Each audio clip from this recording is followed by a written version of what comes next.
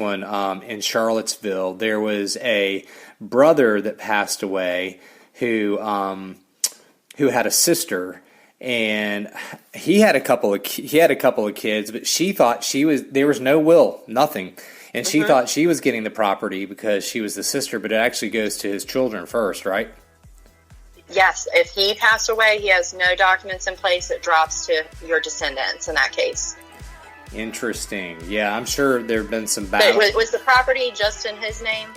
Yeah, it was just in his name. Yes, then it would go to his children. Okay, gotcha. But if there was no children, it would go to the sister first. Depends if they have parents living. So it goes parents first, then siblings. Okay, gotcha. Parents first, then siblings. Okay. Yeah, if no descendants below you, then it goes, to parents first, then siblings, then nieces and nephews. And what is the process where it goes to the state? That's where there's no family living at all. I feel like, hopefully there's a representative involved and they can find somebody. It would go to unclaimed property. It would sit in unclaimed property for a while. But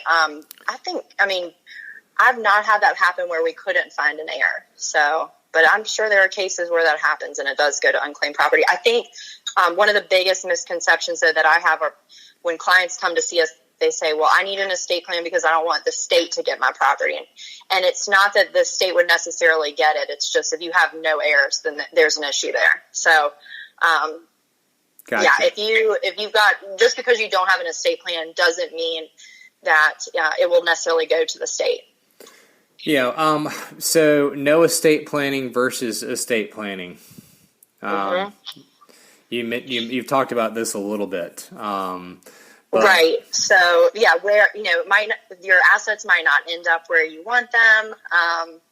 And with an estate plan, you can, like I said, dictate how assets are distributed out or doled out. If you've got a special needs beneficiary, someone who's receiving needs-based public benefits, an estate plan is critical to make sure that they don't lose their benefits. Or if you have, like I mentioned before, an irresponsible child or somebody who has an addiction issue, you want to make sure that they're protected and that they're safe and that the money is not necessarily creating issues or a dangerous situation for them.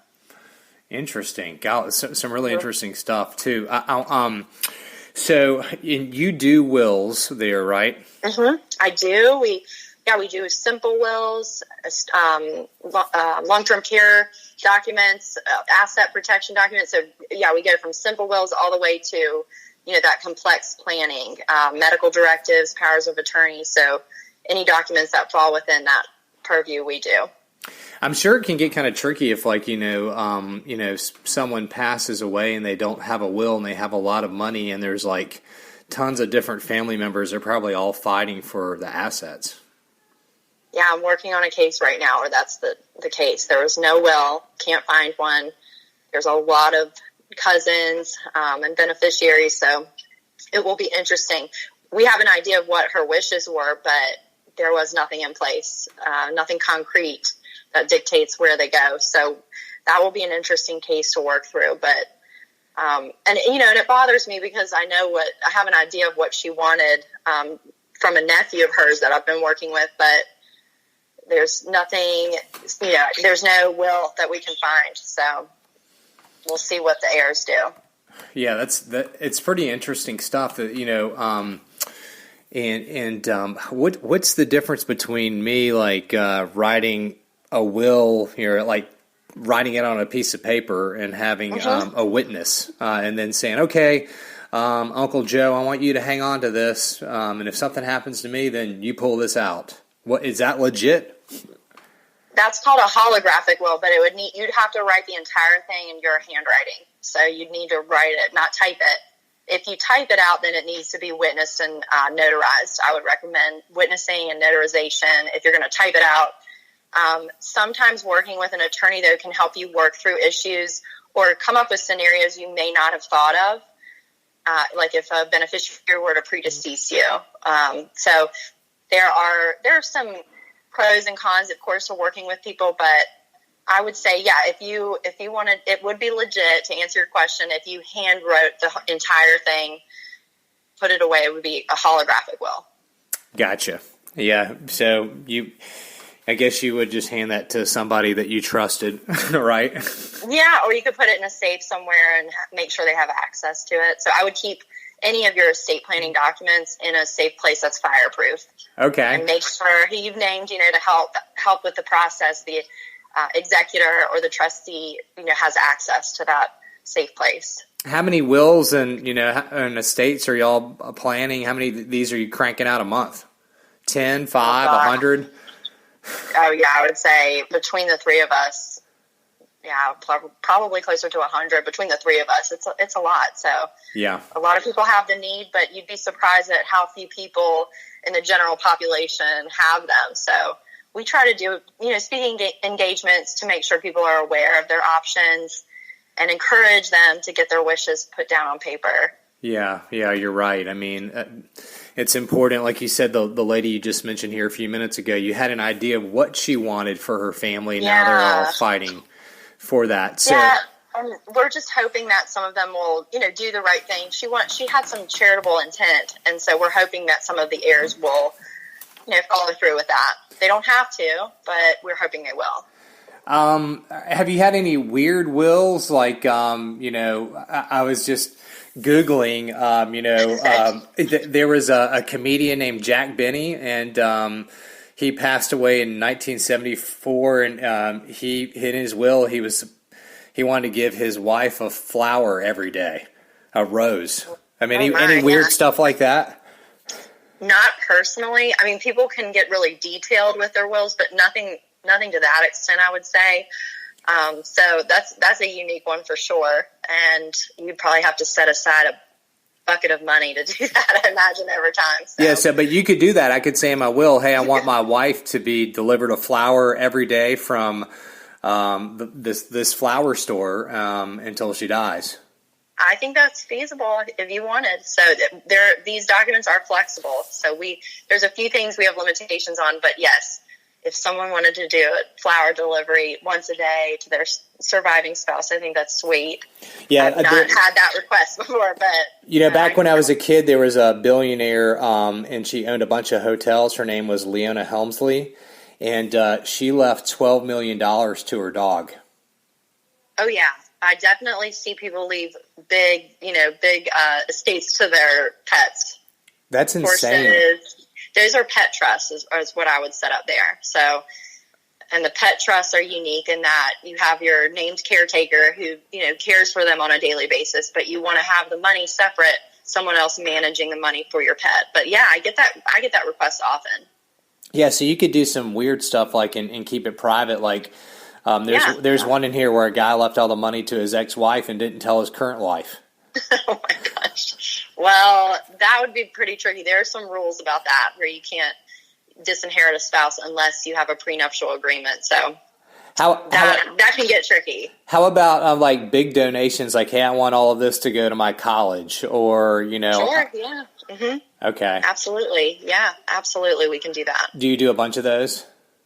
Yeah, we do definitely charitable bequests. We do many of those. We do private foundations. So if you want to create a foundation upon your passing and you name a board who manages it, you can do that as well. So many options with the charitable giving. That's insane. There's one in here where someone left their money to 70 strangers from a phone directory. They just had the lawyer go in there and just randomly pick people out. That is very bizarre too. That's a new one. I've never heard that one. And my requests are pretty normal, but for the most part. Yeah, the weirder the better for me. So hey, here are some famous Americans who have died without a will. Chris, do you remember Chris Farley? Absolutely, yeah. Yeah, Sonny Bono, Kurt Cobain, Martin Luther King didn't have a will. John Denver and Howard Hughes, and who I wish I was related to. But so say for instance, Martin Luther King or someone has a product, and say they have a will and it's set up for my family to get this money for the rest of their life. What if it's like set up for a couple of family members, but not the rest? Do they automatically get it, or is it just in right there? Am I making sense? Do you mean, so you're saying some children are left out, or? Yeah, well, say Chris Farley had a will and he left all of his money to his two children, and they were supposed to get it in increments, but then they passed away, but they had some children. Do they automatically get it? Well, it depends on what the document says. So there are cases where I have clients who want the money to stay in a family and pass down to grandchildren in that case. Or they say, no, we want it to stay at that generation, so it would go to the surviving sibling. Huh. Let's say if there's a surviving sibling. Okay. And again, if all of your beneficiaries that are named are not surviving, and you haven't said what happens, then it goes back to that intestacy statute. Pretty interesting stuff. Is there anything? That's really where an attorney can help you say, okay, we need a plan just in case these beneficiaries pass away before the money has been distributed, or if they predecease you. So that's where, an attorney can add some value and help you plan for those, scenarios that are not necessarily common, but they can happen. Yeah, opposed to you sitting there writing it with a pen on a piece of notebook paper and putting it behind the brick that's outside connected to the chimney. Yeah, maybe not. Don't do that. Oh, wow. Okay. Well, you've been very informative today. Is there anything I haven't covered, to cover all of our bases, just to make sure people are safe when it comes to planning for the future?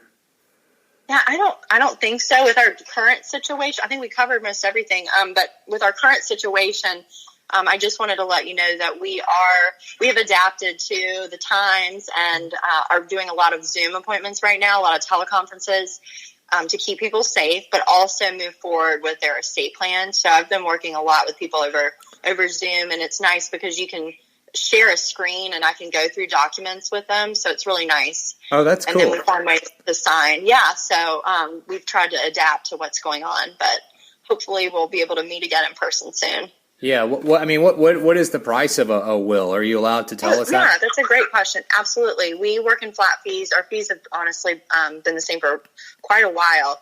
A standard will package, which for a single person is $600 typically. So that's your will, power of attorney, and medical directive. For a married couple or friends come in, I've had two friends come in together, which was interesting, but and siblings, we discount it to $900, so it's basically $450 a person. Yeah, it's not bad. And we try to make it reasonable. And then the trust package is a little more expensive, but it kind of depends on what you're doing and what kind of trust we're setting up. If it's an asset protection trust versus just your standard living trust, as an estate plan. Huh. All right. So, hey, Julianne, I want to thank you for joining us today. Thank you so much for having me. Yeah, on the Roanoke Real Estate Podcast. Julianne Naff of Anderson, Desmond, and Green. She is an attorney here in town. And how do people connect with you? Say they want to get a will. They want to do some estate planning. How do they reach you? So our office number, they can call our office. It's 540-776-6434. Or my email address, you can just email me directly, is Julianne, JULIANNE, @AndersonDesimone.com. And it's ANDERSONDESIMONE.com. Yeah, so that's the best way to reach us. Yeah, and your office again, 540-776-6434, and you can just message me. I'll hook you up to and get you connected to her. So that'd be great. Thank you so much. Thanks again for having me. Yeah, thank you so much, and thanks for listening to the Roanoke Real Estate Podcast. Want to be on the Roanoke Real Estate Podcast? Call Frazier now or text 540-314-5583. Also contact Frazier to sell or find your next home. And he is always fresh on Instagram, LinkedIn, and Facebook. Stay positive, Star City and Hughes. Don't lose it.